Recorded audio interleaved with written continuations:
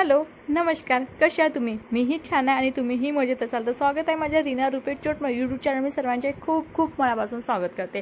तर आज आणला आहे मी वाळवंटामधला एक छानसा ब्लॉग घेऊन आली आहे. तो म्हणजे गव्हाची कुरडई, जी सर्वांना खूप जास्त कठीण वाटते किंवा बऱ्याच जणांना बनवता येत नाही किंवा त्यांना बनवायची इच्छा होते पण प्रोसिजर खूप लांब असताना ते बनवत नाही किंवा माझी चूक केली या कारणाने सुद्धा बनवता येत नाही. त्यासाठी मी एक सविस्तर असा हा ब्लॉग घेऊन आला, जेणेकरून जे काही बिगनर असतील त्यांना सुद्धा जमेल आणि ज्यांनी आतापर्यंत करून नसेल बघितले त्यांनाही हा ब्लॉग बघून करावीशी वाटणार आहे. चला तर मी ब्लॉग कंटिन्यू करते.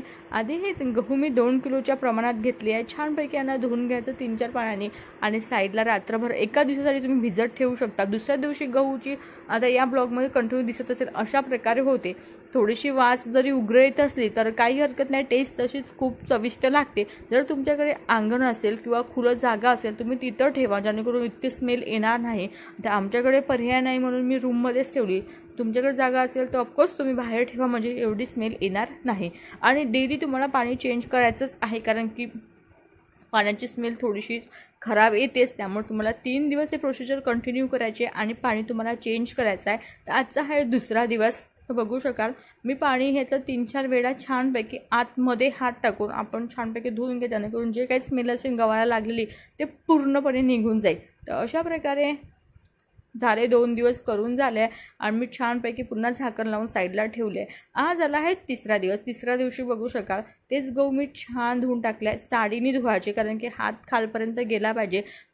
धुवून इतके व्यवस्थित धुवायचेच का, कारण की कुरडई जेव्हा बनून तयार होते आपण तेलात टाकतो तेव्हा त्या कुरडईची स्मेल थोडीशी उग्र येते. मग ते स्मेल उग्र येऊ नये म्हणून आता आपली एवढीसाठी मेहनत वेस्ट जाईल, त्याच्यामुळे थोडीशी मेहनत आणखीन लागली तर काय, तर आणखीन तुम्ही एक दोन वेळा जास्त पाण्याने धुवून टाका, ज्याने काही जेव्हा कुरडई बनेल ती खूप चविष्ट बनेल. तर बघू शकाल मी 3-4 पाण्याने छानपैकी धुवून टाकले आहे आणि मी चाळणीने गाळून धुता, जेणेकरून खालपर्यंत.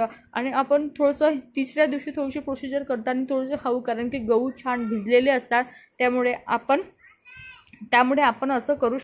त्यामुळे ही प्रोसिजर थोडीशी हळूहळूच करायची आहे. तर मी छानपैकी धुवून घेतली आहे. जर तुमच्याकडे जर चक्की असेल आणि तुम्हाला हे जर दळून मिळत असेल तर तुम्ही दळून घ्या. तर मी जिथं राहते तर मला तर माहीत नाही आहे हे दळून मिळते म्हणून चक्कीमध्ये, तर मी हे मिक्सरलाच लावले आहे. जर तुम्ही जास्त प्रमाणात बनवत असेल तर तुम्ही दळूनच घ्या, कारण की याला भरपूर वेळ लागतो मिक्सर लावायला. आणि जर तुमच्याकडे चक्की असेल तर खरंच तुम्ही दळून घेऊन टाका. आईकडे वगैरे चक्की आहे, ते दळून आले ते घरी दळत नाही आणि इथं अवेलेबल नाही म्हणून मी सर्व मिक्सरला लावून घेतले. आणि मिक्सर लावताना तुम्हाला थोडंसं हे जाडसरच लावायचं आहे.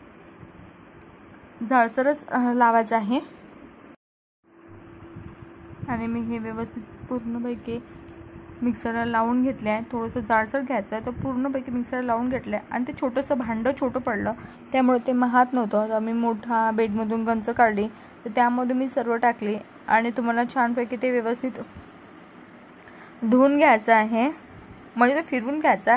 आणि आमच्याकडे जो काही व्हाईट असते त्याला चीक म्हणतात, तुमच्याकडे काय म्हणतात, इकडं पण त्याला दुसरंच नाव आहे पण आता मला काही आठवत नाही त्याला काय म्हणतात. तर तुम्हाला छानपैकी मी पूर्ण मिक्सरमधून गहू काढून घेतले पण छानपैकी धुवून घेतो. आणि जो काही गव्हामध्ये तो कोंडा, तर त्याला कोंडाच म्हणतात, जो काही कोंडा निघतो तर त्याचेसुद्धा काहीतरी बनते. मी बघितले आहे बऱ्याच वेळा, पण आता मी बनवून नाही आहे किंवा बनवली नाही आहे, त्याच्यामुळे मी ते गायलाच देणार आहे. तर आता माझे सर्वच मिक्सरमधून काढून झाले आहे. तर बघा आता तिकडचं पण भांडं पूर्ण भरून गेला आणि याच्यामध्ये सुद्धा महात नाही. आता मोठा मी गंज काढली आणि गंजमध्ये छानपैकी, जसं का भांडं थोडंसं मोठंच हवं कारण की आपला धुवाचं राहते त्यामुळे, तर सर्व काही जे काही मी गंजामध्ये टाकून घेतली आणि छानपैकी त्याला धुवून घेतले आहे. तर तुम्हाला 3-4 वेळा करायचं, जोपर्यंत त्याच्यामधून चीक निघत नाही आहे. 3 किंवा 4 वेळा तुम्हाला प्रोसिजर करायची आहे. तुम्ही छानपैकी धुवून घेतली हे आणि 3-4 वेळा हे छानपैकी आम्हाला चीक काढून घेतला आणि चाळणीनं तो एका डब्यामध्ये तुम्हाला गाडायचा आहे, ज्यामुळे तो कोंडा त्यामध्ये जायला नको.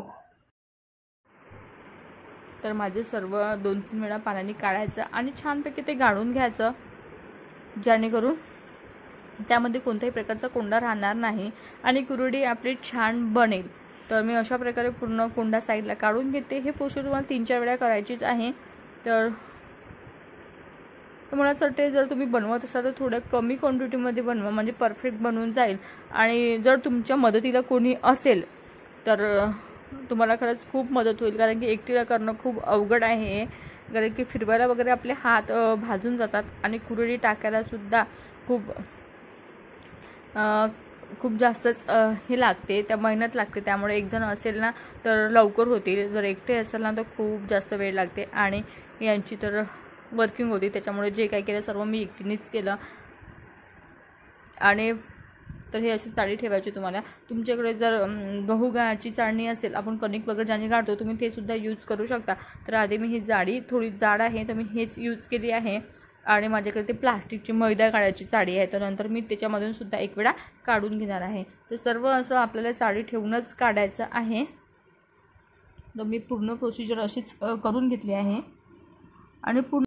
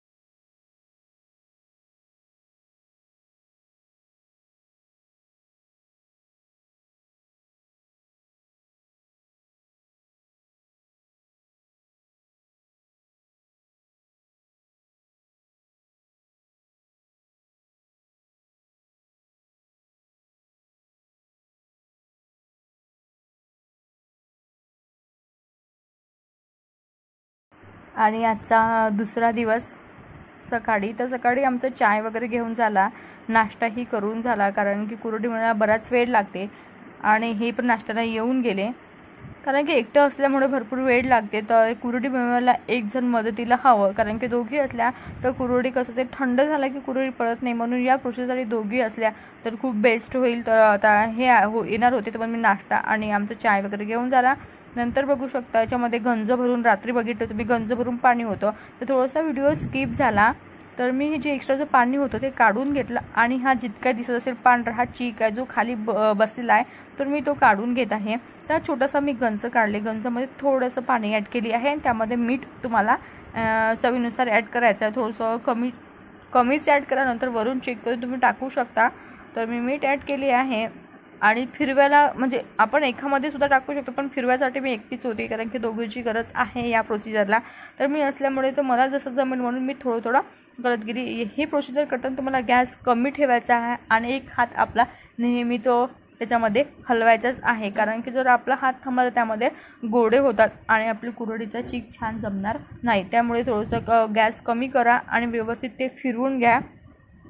हे प्रोसिजर करायला खूप वेळ लागतो आणि हातसुद्धा खूप दिक्कत बनवू शकता. थोडंसं गाढव होत आहे आणि एका साईडला तुम्ही गरम पाणी ठेवा, म्हणजे थंड पाण्याचा यूज करायचा नाही आहे, गरम पाणी करा. जर तुम्हाला थोडंसं वाटलं तर की खूप जास्त थोडंसं त्याच्यामध्ये पाणी तुम्हाला ॲड करायचं, तर मी थोडंसं पाणी ॲड केलं. व्हिडिओ थोडासा स्किप झाला कारण की मी एकटीच होती, कारण की हात जर थांबवला तर याच्यामध्ये सुद्धा गोडे भरणार होते, म्हणून जसं मला जमेल मी तिथं व्हिडिओ केला आहे. आणि बघू शकाल चीक असा छानपैकी बनवून तयार झाला आहे. तर साच्यामध्ये तो टाकायचा आणि आमच्याकडे जे परडे आहेत ते रूममध्येच, कारण की वर जायची आवश्यकता नाही आहे, तर त्या परड्यावर मी एक कपडा टाकून घेतला आहे ओढणी, आणि त्याच्यावरच मी कुरडई टाकत आहे. तर इझी कुरडई टाकणं होत आहे, म्हणजे चीक व्यवस्थित बसला तर कुरडई ही परफेक्ट बनवून तयार होते. तर आणि मी म्हणून तुम्हाला जर बनवायचं असेल तुम्ही थोडं क्वांटिटीमध्येच बनवा, तो परफेक्ट बनते. एकाच वेळी जर सर्व केलं तर त्यामध्ये सुद्धा आणि फिरवायच्या वेळेस हातसुद्धा दुखून येते. तर म्हणून हे प्रोसेस करून थोडंसं व्यवस्थित करा.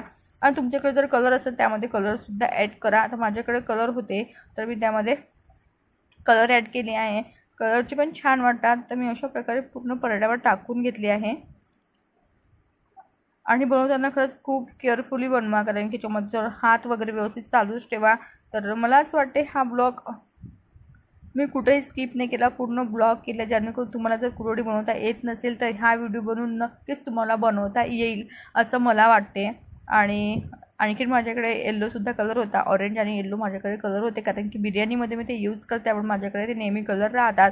तर मी हे कलर टाकून घेते. तुमच्याकडे असेल तर तुम्ही फ्रूट कलर अवेलेबल राहतातच मार्केटमध्ये, घेऊनसुद्धा टाकू शकता.